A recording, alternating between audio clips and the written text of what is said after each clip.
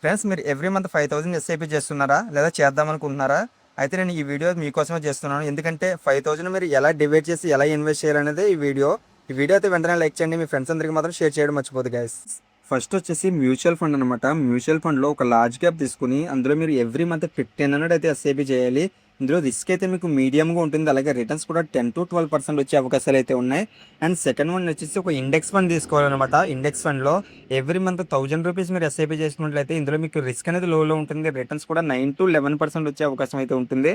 And number 3 వచ్చి ETFs అనమాట. మీకు ఈటీఎఫ్స్ అంటే గోల్డ్ ఈటీఎఫ్స్ కానీ, సిల్వర్ ఈటీఎఫ్స్ కానీ, లేకపోతే ఫార్మా ఈటీఎఫ్స్ కానీ ఉంటాయన్నమాట. అలాగే ఈ ఈటీఎఫ్లో మీరు ఎవ్రీ మంత్ ₹1000 అయితే ఎస్ఐపి చేసినట్లయితే మీకు ఇందులో రిస్క్ అనేది మీడియంలో ఉంటుందన్నమాట.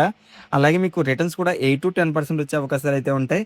అండ్ ఫోర్త్ వన్ వచ్చి స్టాక్స్ అనమాట. మీరు క్వాలిటీ కంపెనీస్లో, క్వాలిటీ స్టాక్స్లో ఒక ₹1000 ఎవ్రీ మంత్ ఎస్ఐపి చేసినట్లయితే మీకు ఇందులో రిస్క్ అయితే హైలో ఉంటుంది. అలాగే రిటర్న్స్ కూడా మీకు 12 to 15% రిటర్న్స్ వచ్చే అవకాశాలు అయితే ఉంటాయి.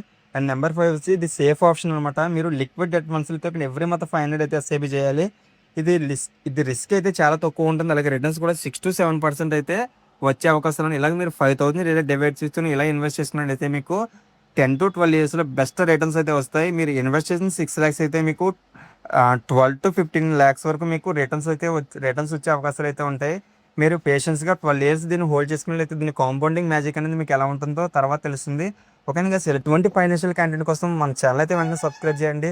అలాగే మీకు ఈ వీడియో యూజ్ఫుల్ అనిపిస్తే మీ ఫ్రెండ్స్ అందరికీ షేర్ చేయడం మాత్రం మర్చిపోవద్దు గైస్.